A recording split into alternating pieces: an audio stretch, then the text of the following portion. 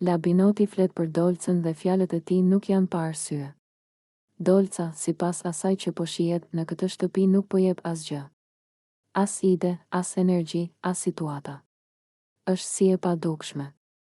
Ri, fle, përgjumur gjithë kohën, pa reagime, pa kundërshtime, pa mendim të fortë për asgjë. Nuk hyn në debate, nuk e mbron veten, nuk mbron askën tjetër. Është thjesht aty fizikisht, por mendërisht duket larg, në një shtëpi ku kërkohet lojë, karakter, strategji dhe përballje, Dolca nuk po sjell asnjërin prej këtyre. Nuk krijon situata, nuk ndes diskutime, nuk merr iniciativa. Nuk bën punë në shtëpi, nuk merr përgjegjësi, nuk mundohet të tregojë veten. Çdo gjë i duket e rëndë. Çdo gjë e lodhshme. Sikur ka hyrë vetëm për të kaluar kohën, jo për të garuar. Shumë kush po thotë se ajo nuk ka ardhur për lojë, por për pushime. Sikur Grande Fratello për të ka qenë muaj mjalti, një udhëtim relaksi, jo një eksperiencë që kërkon sakrificë dhe angazhim.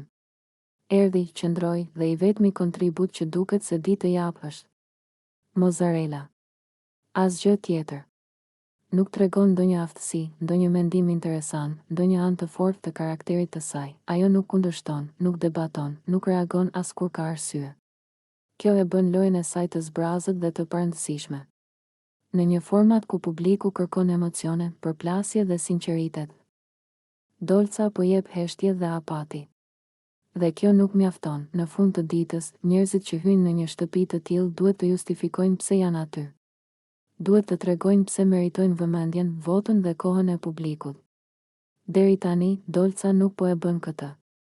Dhe kritikat ndaj saj nuk janë sulm, por pasqyrimi i asaj që po shihet çdo ditë, mungesë loje, mungesë kontributi dhe mungesë dëshire për të qenë pjesë reale e këtij formati.